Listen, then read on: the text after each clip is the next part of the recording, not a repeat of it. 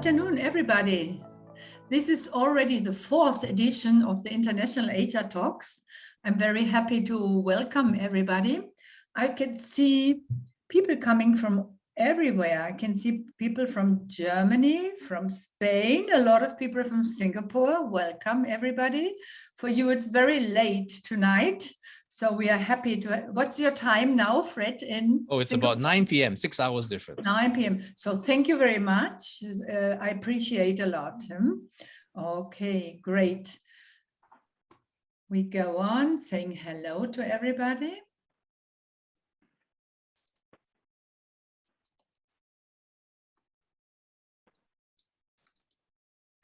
Hello.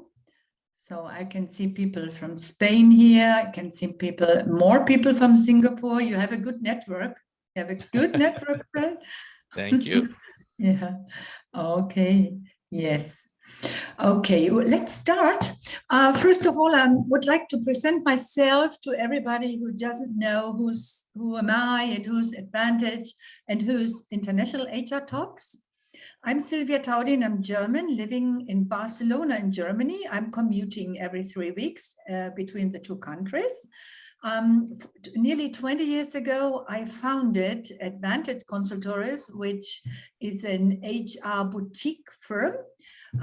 We are very innovative and digital. I have two companies, a headhunting company and a digital headhunting company. And I consider myself as a futurist, as a very innovative person. In 2017, I went to Singularity University, which is based in the Silicon Valley. And I came back with a new mindset. I call it the moonshot thinking mindset. Yeah, and I try to introduce the moonshot thinking in my HR community. I want people to think 10 times bigger and to have great ideas and to impact in their surroundings. And HR and technology, data, innovation, well-being, employee centricity, client centricity, all this is my world now. And that's why we created the International HR Talks, which take place every 2 weeks on a Thursday at 3 p.m. for 1 hour. And I'm inviting only the most disruptive speakers. And that's now why we are having here Fred Ten. I appreciate a lot, Fred. He was one of our speakers. Thank you, Fred, for coming from Singapore to us. Fred has his own company, and he is in charge of coaching entrepreneurs, university people, companies, and he's bringing the entrepreneurial spirit and mindset to young people and to senior people. And when he participated in 2017 in the International HR Conference, the 4th one, he really gained the best speaker of the International HR Conference. He has a great sense of humor, a great mindset, and I'm so happy to have you here today with us, Fred. Thank you a lot. And we are here to listen to you and to ask you a lot of questions afterwards. Thank you, Fred. Thank you for that lovely introduction, Sylvia. It is wonderful to be invited back to the HR Talks. I do hope that much of what I will share will continue to excite your audience, because if your audience is happy with me, that means they're happy with you. That means I might get a free glass of wine the next time I visit Barcelona. Okay, great. Count on that. Excellent. Hello, everybody. I'm just going to start my presentation. Give me a second while I turn on the screen share. And today we are going to learn how we can be entrepreneurial. And we're going to take a lesson from the great company Hire, which is one of China's big leading giants in the world of business. Now, we are going to share screen. Here we are. Okay, fantastic. And here we are. So here's the bad news if you don't already know it. Everybody's an entrepreneur. whether you like it or not. And most of us will actually enjoy the journey. And you do have this superpower. And the question now becomes, how can you pass this superpower to your organization? So that's something that we want to explore today. It is an interactive session. So along the way, I have my chat box open. Along the way, if there are questions that you want to ask, please feel free to just enter into the chat, or you can just unmute yourself and ask a question. I'm perfectly fine with that as well. All right. So the first thing I want to start off with, fire up your chat box, and I would love it if you could just tell me in your chat box which department you come from. Are you from HR? Are you from talent? Are you from finance? Just a quick, which department are you from? And that would actually help me kind of tailor the talk a little bit more specifically to your particular interests. So we have HR. Oh, lots of HR. IT HR. Oh, lovely. All right. R&D. Okay. It's Patrick. Fantastic. Okay. Sales. Excellent. So we do have quite a large chunk of folks from the HR industry. Fantastic. Okay. Now, this is a little bit about me. For those of you who don't know me, my name is Fred. For those of you who know me, you know my name is Silfred. And I've had a lot of experience with startup industry. I was the first head of entrepreneurship training at a big university in Singapore called the Nanyang Technological University. And when they headhunted me and they parachuted me in to solve an issue with their incubator program, which we took about 18 months, but we solved it. And after we solved it, a lot of teams were reporting successes in their startup business. So I've been very fortunate to have been invited to the 4th HR conference by Sylvia some time ago. And it was a lovely experience. And it's amazing to know how similar our challenges are. So let me just jump in a little bit about this. It's a weird topic, but in the 19th century, women preferred using uneducated midwives. The doctors and hospitals were really the last resort. And of course, it's a little bit of a question why. And what it turned out was that 1 in 4 women who went to hospitals actually, unfortunately, died from something called childbed fever. And however, more people died in hospitals than they did at midwives' clinics, which is kind of weird. And so it was very puzzling why this was happening. Now, this gentleman, Agnes Simowitz, is a doctor in the Vienna Maternity Hospital. And one thing he noticed about the medical students that were treating the women in childbirth was that before they went to the childbirth, they were actually working in the morgue before they went to the childbirth maternity wards, right? And a colleague of his had passed away from childbed fever. Now, this puzzled Dr. Simowitz because childbed fever is typically something associated with females and mothers. So he was wondering why his friend passed away with it. And obviously, it turned out that he got cut by a knife that was used in autopsy. And so he came up with a theory.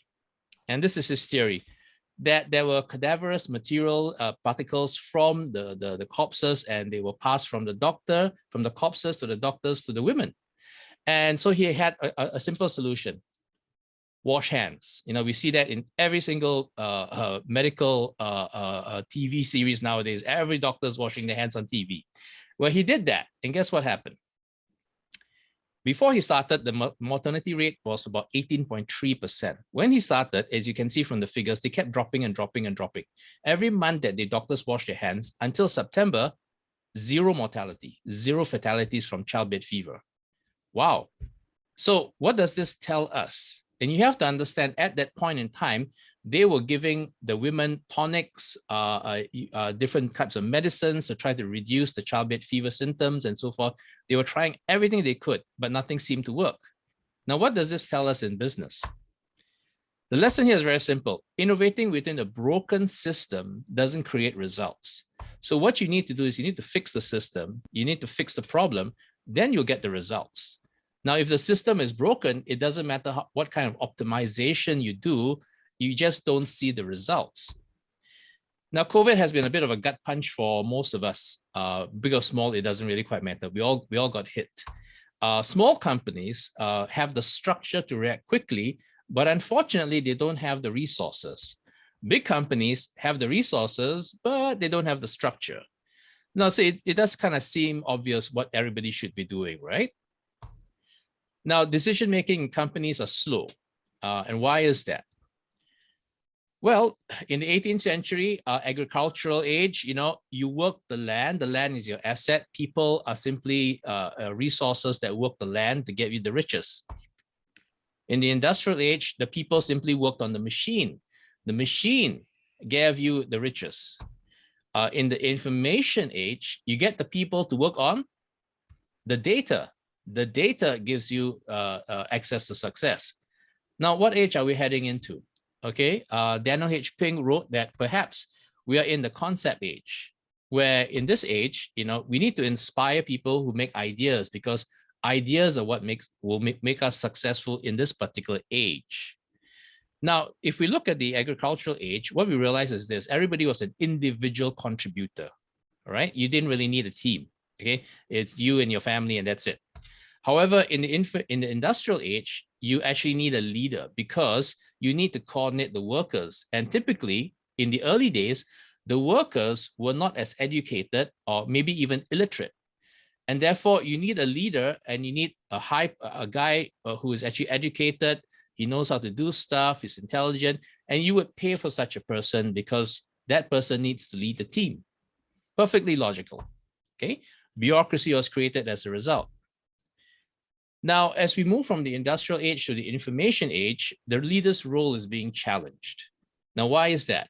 It's because everybody underneath the leader is as educated as the leader, if not more. And they generate ideas, they have concepts, they have insights.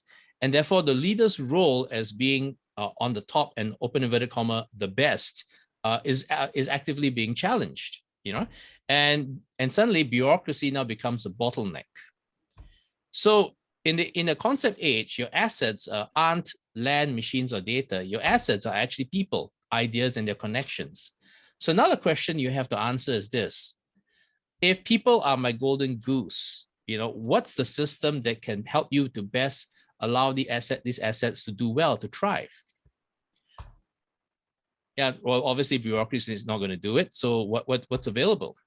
All right, so this is the moment that I've been dealing with the last 2 years. Many companies, they have this moment where suddenly everything is breaking down because of COVID. Their cash cows are no longer there. They have to reinvent a business or do a new business that they have no skill or knowledge in, because the entire business environment has changed around us. However, there is good news. All right, so what's the good news? Here's the good news. In the university, we did we commissioned the business school to do a survey, and they found out that roughly for diploma holders and above in the general population, about 7% of the general population are what we call entrepreneurial in aptitude. Now, out of this 7%, only 6% actually, only 1% actually goes to the open market. The other 6% actually work in companies. So what do you call an entrepreneur who works in a company? Well, we call them intrapreneurs. I'm sure you've heard of that term. Now, what's so interesting about intrapreneurs? Well, the research found out that intrapreneurs tend to do 60% better than their peers in terms of their career path, how fast they get promoted, and so forth. And you can understand why. Because as an intrapreneur, you're probably a little bit more of a measured risk taker. You think a little bit out of the box and so forth. And these skills are recognized by the company. And that's why, yourself as an entrepreneur, you get pushed up a little bit more and you're given more opportunities.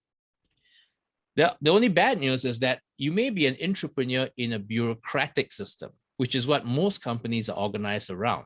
Okay, we organize around a pyramid structure. So let's listen to this video for a little while. In the minds of everybody in China, this was an organization that was doing the unthinkable, which was promising not to sell products that didn't work.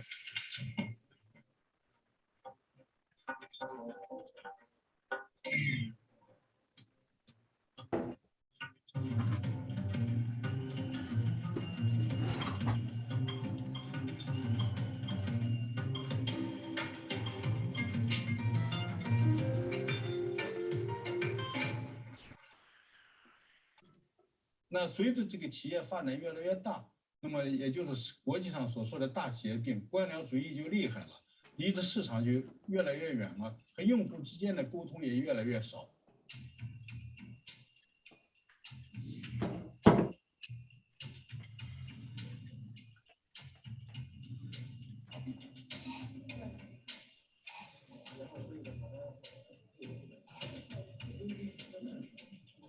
不管是谁，都必须是变种化人生。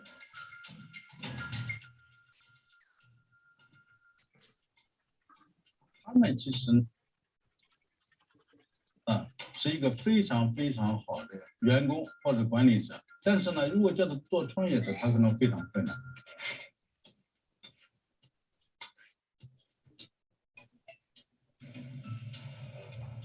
从那个大屏幕也可以看到，当天他干了多少台，挣了多少钱，也就实现了人单和用户不心在我们工厂终端的真正落地。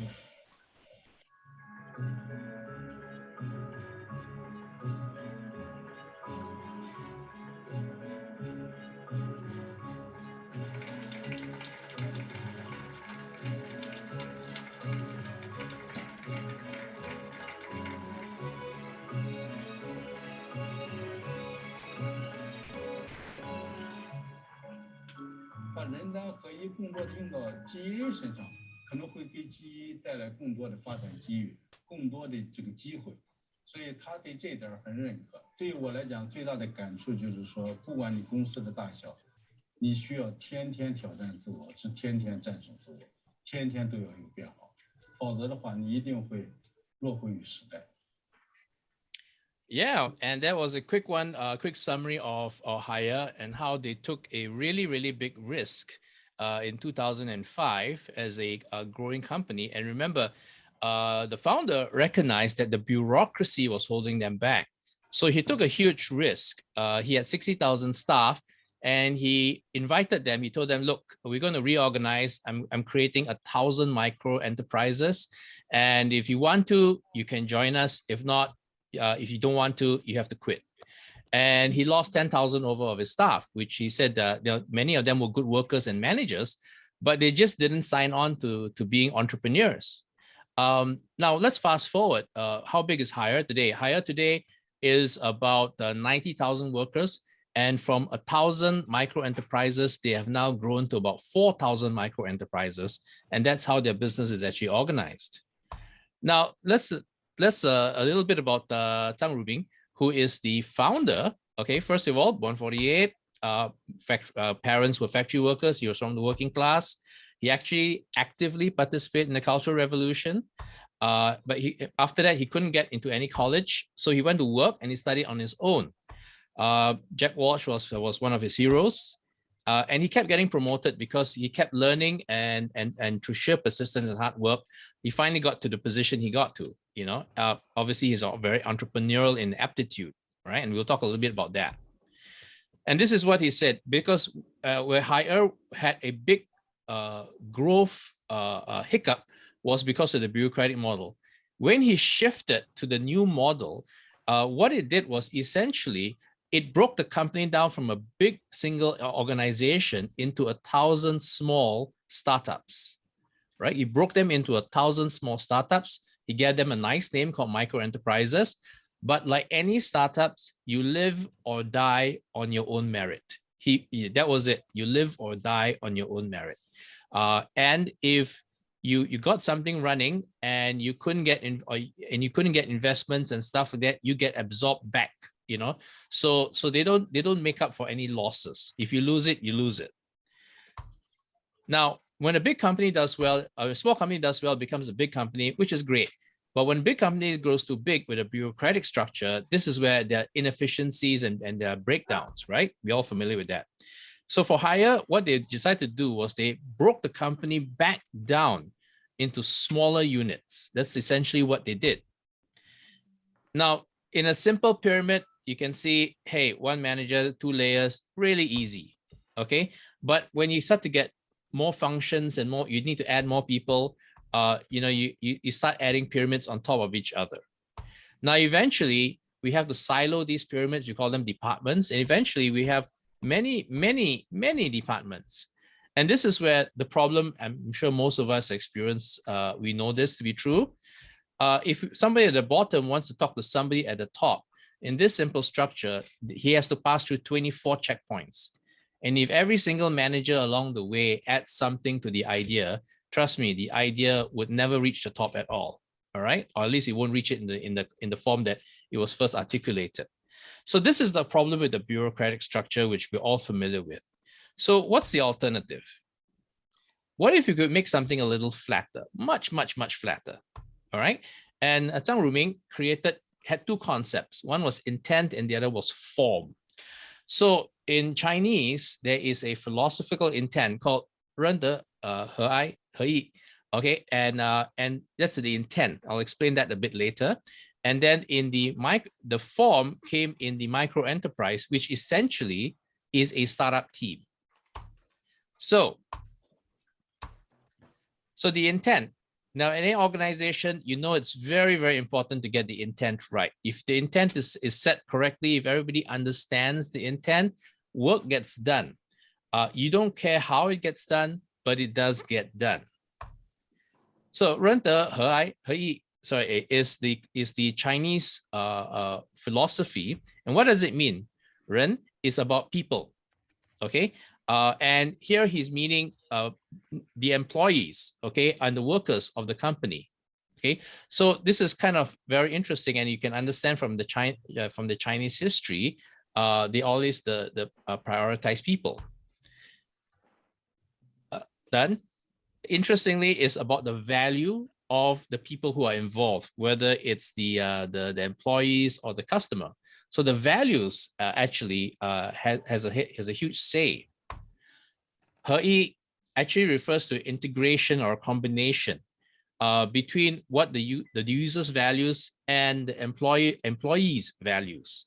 So unlike a bureaucratic system, this system was very, very inclusive of both sides of the equation, the customer as well as the employees. But let's take a look at what's the difference between this concept and a standard bureaucratic concept. So in terms of value, the first thing is that the first value is zero distance to customer. Whereas in the bureaucracy, it's not about the customer, it's about the company. You deliver value to the company, not the customer. In 认得和义, it's all about the customer. Then people are considered assets, okay? They are value generating assets. Whereas in the bureaucracy, what you get is people are replaceable resources. You just swap them out when they don't work out. There's no boss. Everybody is responsible to the team, all right? In the bureaucracy, there is a boss and you're responsible to the boss. Employees act like entrepreneurs, okay? Employees are entrepreneurs, so go and act like one. That's the main message in this system, okay? You are responsible for your own success or failure. Whereas in the bureaucracy, you're expected to be an employee, so behave like one. Next, in terms of the values, and again, it's oriented towards the customer. But what's interesting is that they recognize that you as an individual have a huge impact on this particular equation. And it is expected that you bring your values, your likes, your dislikes into the game. Whereas in a bureaucratic system, it's really, it's not about you at all. Look, we have a goal, it's set, just follow the goal. And the primary here, the customer's needs are primary. Okay, you take care of the customer. However, again, very importantly, you have your voice in the matter. Whereas under bureaucracy, the company is the one that dictates based on research, whatever it is. They say, look, this is what we think the customers want, so you go and fulfill it. And under 认得和义, there is no competitor. They do not consider competitors because the only one you're truly competing against is yourself. Now, in the bureaucracy, obviously, it's different. They're competitors. We have to fight to preserve our market share and so forth. And we have to do it better than the other guy. So I want you to notice that one of the big difference between the two systems is the amount of energy and the type of energy that's generated by the two systems. They're very different. Okay, in a bureaucratic, there is less autonomy. There's a lot more stress. Whereas in the 认得和义 concept, there actually is an integration with your personal values as part of the delivery. Now, the secret formula to be a team lead in an entrepreneurship team, in a startup team. What does it mean to be a lead? What am I supposed to do? Okay, first of all, you're busy balancing different points of view.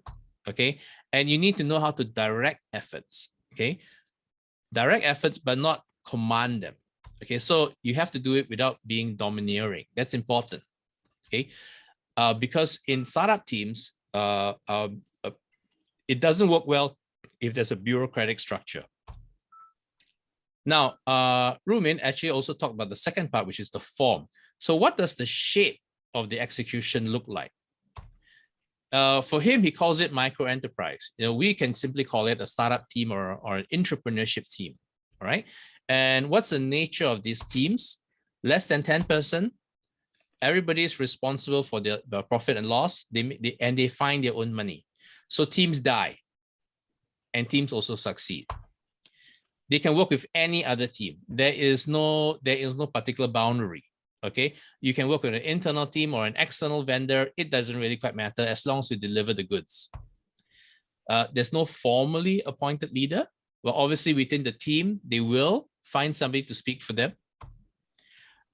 Every team pitches for projects. So that's the interesting thing. You could be in finance. You're not in marketing or R&D. You could be in finance and you find something interesting. And you do a bit of research and you say, you know what, I like this idea. I think there's a real market for it. And you can go to the R&D team and say, hey, guys, look, I found this idea. I think it's really good. And you make a pitch to a couple of R&D teams. And one of them says, you know what, I like that idea. I want to work with you on that. So now two teams have come together. So now the two teams will now look for another group. Maybe it's the marketing group.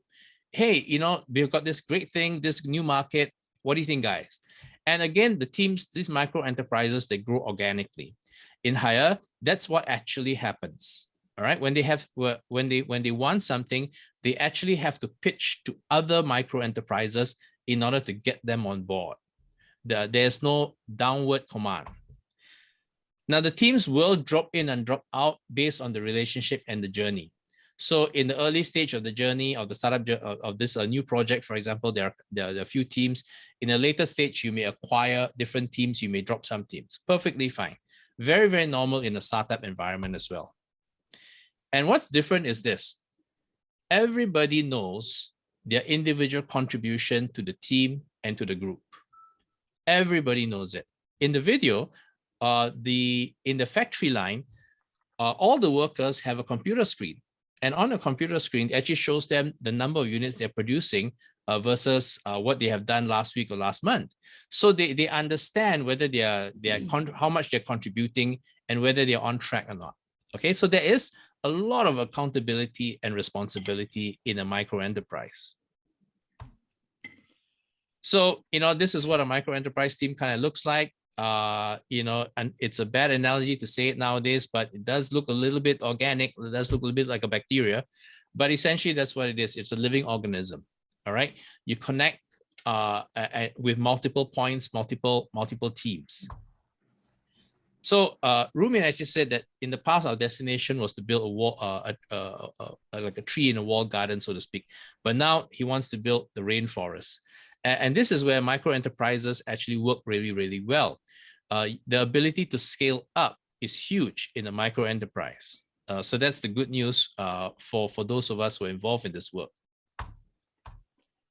So exactly who's an entrepreneur? Okay. So this part gets a little bit interesting. Who's an entrepreneur? Who's an intrapreneur? And again, like I said, entrepreneurs basically 7% in the population are entrepreneurial in aptitude. About 6% of the 7% actually work in companies. We call them intrapreneurs. So how do you identify these folks? Mm-hmm. So first of all, profiling tools don't work. So that's the bad news for those of us who are in HR.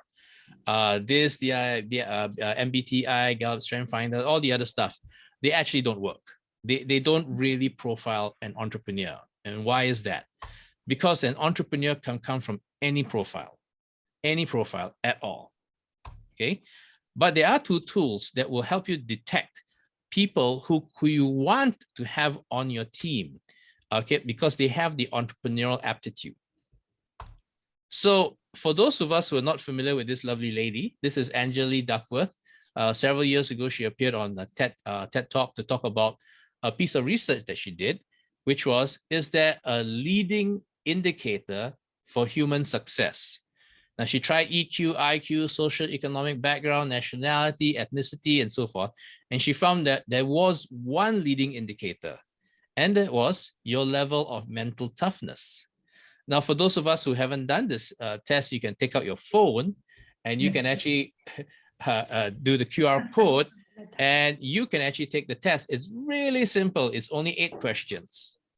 And for those of us who are doing it, I'll tell you a little story, which is when I saw the research, I was completely enthralled by it. I say, hey, this is good stuff. And I went to people who I knew were successful. And I asked my friends to take the test. Now, her scale is between 1 to 5. If you're 3.7 and above, you're considered high in the grit factor, high in mental toughness. My friends were coming back to me. Remember, the passing mark is 3.7. They were coming back 3.9, 4, 4.2, 4.5. And I know their history, so I see the correlation. Then, of course, what I did was I took the test myself because obviously I've had business success. And I scored a massive score. I scored 2. Yeah. And so after I finished crying and I finished using all the tissue in my boxes, I looked at the research and say, why the heck did I get 2? I've had business successes. And I realized the way she calculated it was correct because I actually don't have very high grit factor. I'm a conceptual thinker. So when I have an idea and the idea doesn't work, I will drop the idea and move to my next one. Where I've had business successes was when I was the idea generator and people all around me were the doers. And that's where things really got done. Where I've had business failures was when all of us on the management team were thinkers and there were no doers. And that's where everything just didn't work out. You know, we were talking too much, planning too much, we weren't executing. So the grit factor is something you want to consider whether somebody should be on that team or not. We found that if you have a team of 4, the minimum grit factor is 25%. That means at least one person in the team has to have high in the grit factor. The maximum is 75%. Now, why is it we don't encourage 100% team on 100% of the team having high in the grit factor? It's because anecdotally, we discovered that when everybody on the team is high in the grit factor, they tend to argue a lot because everybody wants to have their own way. So that's kind of like an anecdotal feedback I will share with you about this test. So this is one assessment that you can use. If you're doing project teams, you can actually use this as well to see whether you want to invite somebody into a project team. This is a great assessment. Oh, and I'm sure you've discovered it by now. It's free. So, you know, please use it. Now, the second assessment, and oh, by the way, since we're on board, and if anybody actually took the assessment, and if you're happy to share it with the group, I would love it if you could share your number with the group. Oh, Michael is 4.3. Excellent. High in the grit factor. I know Michael, so I know it's true. Okay, you just oh, Patrick is 4. I know Patrick. Yeah. Farhan 3. Farhan, we need to work together. I'll try to bring that number up for you. Yeah, but Farhan is a great conceptual thinker. I know he's just generating ideas left, right, and center. And Patrick, Patrick is actually, yeah, when he wants to focus his mind on stuff, it gets done. So I know that to be true for Patrick as well. Okay, now the next assessment is this. This is something I developed when I was in the university, and we tested it and we found that it works really, really well. And it helped us cut out the bad candidates because we had a limited number of seats in the incubation center. So we needed people who are closer to the finishing line. Those who are not so close to the finishing line, we actually route them to a different program. So, but those who actually get funding and are in the incubator program, we want the ones who are near success. So the 50 or more reasons exercise is very simple. Choose a topic, 50 or more reasons why I will fail at X. So if you're in a startup, you could say 50 or more reasons why I will fail at my startup. If you're in the corporate world, you could say 50 or more reasons why this project will fail. 50 or more reasons why I can't get a promotion, 50 or more reasons why I can't earn $1 million a year. Whatever it is, doesn't quite matter. Choose a topic that bothers you like crazy. It's an uncomfortable topic. Choose the most uncomfortable topic at the top of your head. And that's the topic you want to write on. And if you're in the interview, I would actually suggest you give the candidate this 50 reasons why I won't do well at this job. Now, first thing, everybody has to write 20 minutes. You write as many as you can. And you write. Do not allow typing. You have to write. Now, at the end of the 20 minutes, all you need to do is collect the number. How many numbers did they write? No psychoanalyzing is required. The papers can be burned or destroyed immediately so that privacy is completely respected. We do not want to see what they wrote. All we want to know is how many did they write in 20 minutes. So as a one-time assessment, don't encourage them, don't do anything, just give them the topic and ask them to write 20 minutes as much as they can. And let me explain to you why. We tested it with over 2,000 folks over the last 10 years, and this is the results. Whatever the topic is, anybody who writes between 1 to 15, it's a guarantee, 100% of them will not show up at the work, at the course, at the program, whatever it is. They won't show up. If it's 30 to 40 reasons, about 80% of them won't show up. Now, if anybody writes 50 reasons or more, 100% of them will show up and they will do the work. So this is what we have seen over and over again. And the reason for that is really, really simple. Is this guy. Okay, our conscious brain is giving our subconscious brain a lot of commands. Our subconscious brain does whatever it wants. Now, people who write between 1 to 15 reasons, they actually suffer from something we call high cognitive friction. That means the conscious brain wants it, but the subconscious, for some reason, disagrees. And when they write stuff, they hesitate, they cancel, they rewrite it, they're thinking about it. A lot of what we call cognitive friction or noise in the head. For people who write 50 or more reasons, they have very, very low cognitive friction. They are just, automatic writing. There's not an issue. Okay. Now, this means that their conscious and subconscious brain are in agreement. And these are the kinds of people that you want to have on your team, whether it's a project team or a startup team. So this is just as a filtering exercise. How can you decide whether somebody should be on your team or not?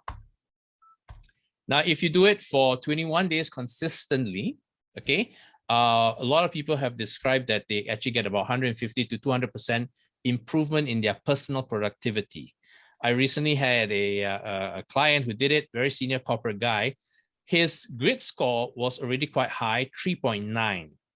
When he did the 50 reasons, he just told me his grit score went up from 3.9 to basically 4.1. And for him, it's a big thing. He found that his head was less noisy. He was able to focus, and when he put his mind to it, things actually get done. So this is a productivity exercise should you choose to want to do it. Now the only mistake is actually not trying stuff. So if anything on this particular talk makes you feel uncomfortable, makes you feel weird out, congratulations, you are in your discomfort zone. And that's actually a good thing because breakthroughs happen in your discomfort zone. Oh, yes. So how do we convert teams? Okay, just like Linda Carter, we do need to make that wonderful change. So how are we going to do that? I don't have enough time to talk to you about that. I'm really sorry about that. However, I will recommend you two really, really, really good books, Humanocracy and Reinventing Organizations. Now, these two books, they really set the high benchmark on how you can help your organization shift, all right? And I would highly recommend you reading the book. However, if you are like me and a little bit too busy, there are enough people who have done summaries of the book. So if you look for the title of the book as summaries, you'll get quite a few good ones. And you know what? The main ideas will be transmitted across to you. All right. So if you want to transform your company into a micro enterprises, these two books will help set you on your way. However, I will give you some highlights. Three things. First of all, get your mental game in order. All right. Just like in sports, what every good sports coach will tell you, sports is a mental game. The difference between a world-class athlete and an Olympic winner is not their physical prowess. They found that in research, they found that the physical prowess of these two categories, world-class athletes and Olympic winners, they actually have the same level of physical fitness. The difference is that Olympic athletes have a different mental game. They play a tougher mental game. And that's what you need to do if you want to start a micro enterprise in your organization. So how do you create a culture? First of all, you got to define how people feel. It's you can't tell them what to do. They have to feel what they want to do, because feeling dictates efforts. That's what it is. Feeling dictates efforts. Now, if you're familiar with this guy, Roger Bannister, 1954, he ran the 4-minute mile. Okay, and mind you, people have been trying to do that for hundreds of years. I'm not joking, hundreds of years. He himself had tried it several times. He's a doctor in training back then.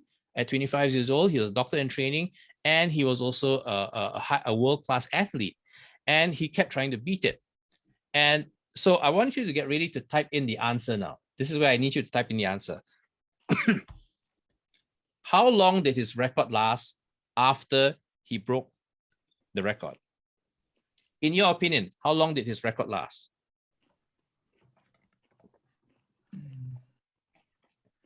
Two years, 4 years. No, please don't search Google, guys and girls, okay? Let's not cheat. Don't search on Google. I know what you're doing. Come on. Michael says 40 years. Zen says a few days. How about some folks from the other side of the world? What's your opinion?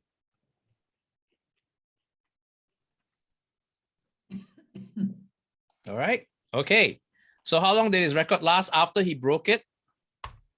46 days. Oh. That's what I mean by the mental game. Remember, people were trying to break this record literally for centuries. But once he did it, everybody started to break it. To date, there's about 1,600 over athletes who have actually done the same record-breaking time. And the best time so far is by a Moroccan runner, 3 minutes, 45 seconds.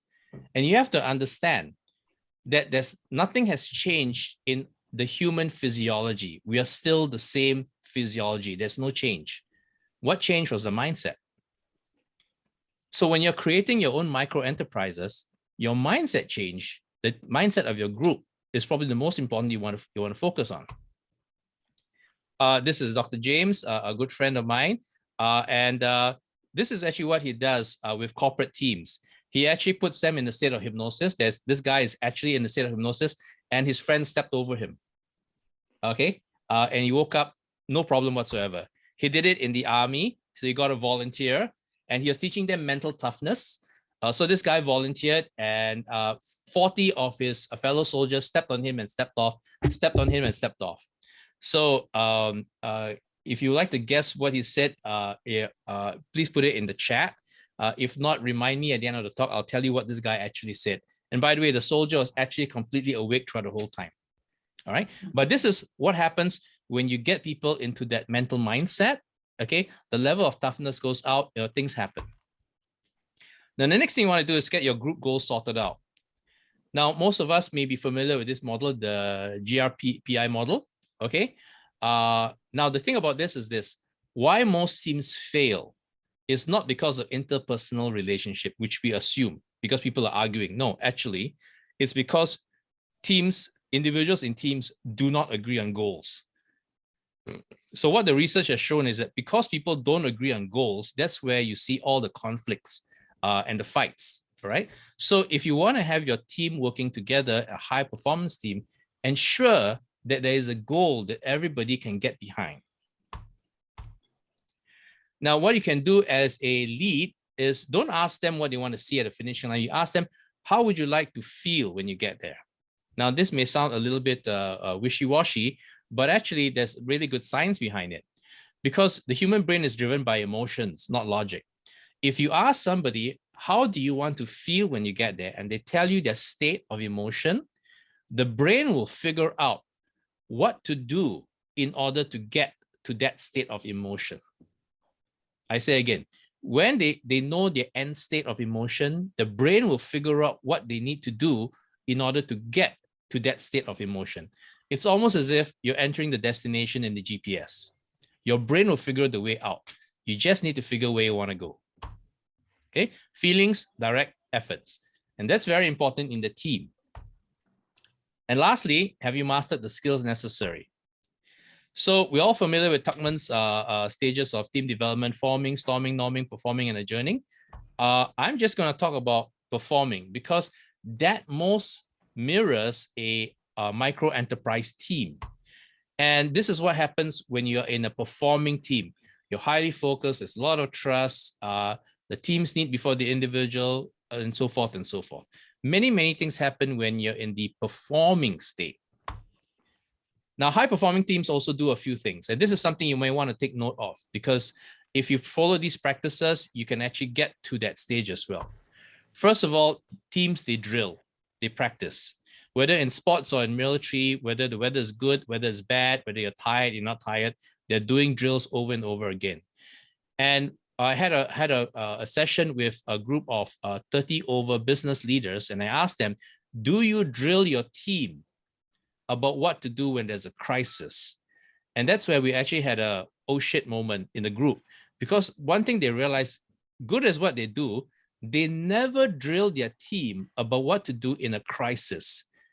Therefore, it's no surprise that in a crisis, the team doesn't know how to react. In fact, they're back to they're on square one trying to figure out what they want to do. So consider drilling your teams. The next thing is switching roles. Now, here's the other thing. A high performance team actually switches roles very easily. When somebody's down, the next guy will take over. No issue. When the guy comes back, here's your role back. Hey, thank you very much for helping out. I really appreciate it. No worries, no worries. I'm sure you'll do the same for me when it happens to me. And there's this very smooth interplay of handing the baton over and handing it back. Okay. Now, I asked the group of leaders, I said, look, do you cross-train your team? Do you ask finance to do marketing? Do you ask marketing to do customer service? Do you ask customer service to do logistics? And that's when they had another oh shit moment, because they realize now why their teams don't work very well, because nobody understands the job of the other guy. Now, if they don't understand the job, how can they help out when there's a need to, right? So if you do just these two practices within your teams, drills, and allow them to switch roles, what happens is that there is a appreciation for the individual groups within the team, individual members within the team. I now understand what you're doing. I can appreciate it. I understand the challenges that marketing goes through, and marketing goes to the finance. You know, I thought numbers were easy until I did your job. You know what? Hats off to you. You know, I perfectly understand why you're asking me for this stuff in the future. And this is very, very important, okay, for a performing team. Now, if you had to read a book, I know I'm running out of time, but if you had to read a book, this is the book I would highly recommend for team. David Marquette was a sub-captain, but he was trained on a different sub and was unexpectedly posted to the USS Santa Fe. And he knew he didn't know the submarine. He just didn't have enough time to study. So he knew he was not qualified to lead. So what did he do? Within a year, he turned it from the worst performing sub to the best performing sub, and their record actually still stood for quite a few years. So what he did was this: he implemented a leader-leader module. And this is very similar to what Hire did. Okay, everybody is an entrepreneur. He implemented a leader-leader module, and he made the crew make decisions. And the crew's job was to tell him as a captain what they decided. And since they were all experts in their area, their decisions made more sense than an untrained captain trying to give an order. He doesn't conduct briefing or meetings. He conducts certification. So in a meeting, he will ask questions and you have to be able to answer it. If you can answer it, you're certified, you can go on. And the reason why he did it was because he realized that in meetings and briefings, people weren't paying attention. They were falling asleep. So he changed it from a passive activity to an active activity. And lastly, he only handed power over when they have proven their mastery. So that's very important. You don't hand power over when people are not ready. You give it to them when they have mastered it. Now, I want to cater a little time for the FAQ, so I'm gonna stop here. As a leader, these are the things that you want to do to create a good hive mind team. I would really suggest looking at point number 2, which is create psychological safety and trust. And number 3, just be very prepared to step out of your comfort zone over and over again, because that's where the biggest discoveries will happen. All right. So, yes, I'm just going to go to this first. I'm going to turn over to Sylvia. If you have any questions. In the meantime, if you like a copy of the slides, if you take this the QR code, and just help me out with the little questionnaire. I will send it to you.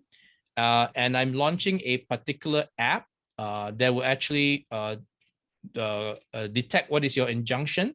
An injunction is what we call a limiting belief. And that is these are the glass ceilings in our professional or personal lives.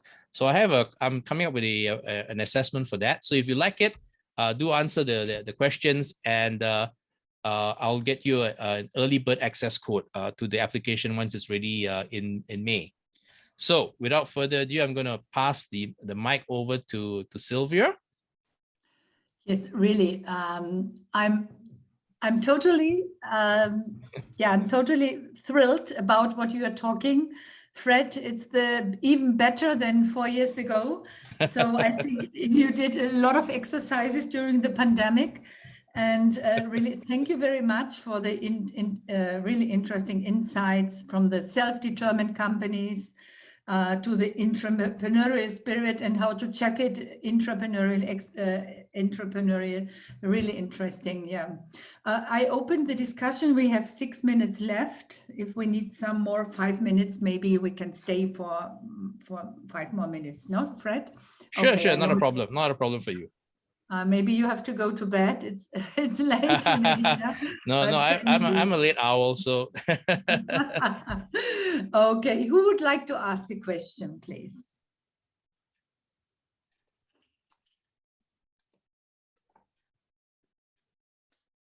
Gemma, may I ask you? It's your thing, what he was talking about, Fred. Have you got a question, Gemma Garcia? In the service industry, Farhan, yeah, absolutely. There is in the book Reinventing Organizations, they gave several examples. One of the examples was from the Netherlands, where a nurse, a male nurse, he was very tired of the structural way of doing things. Yeah. And what he did, and this nursing is obviously a service industry, he basically created a micro enterprise for nursing. Yes. Okay, and it was so successful that it was duplicated all over the place in Europe. And it was so successful that he started teaching his competitors. Because just like Hire, there is no competitor. The only competitor is myself.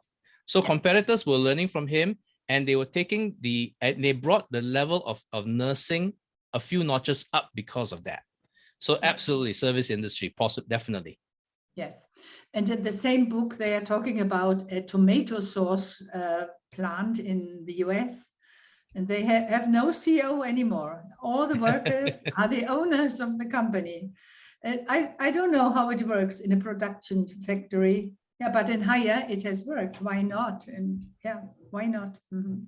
I think one of the things it works really well, and Hire, the founder actually talked about it in an interview. And he said that when they bought over Sanyo, what happened was that he said the Japanese were the hardest workers he had ever known, even harder working than the Chinese. But they had one problem. Yeah. They listened to the boss.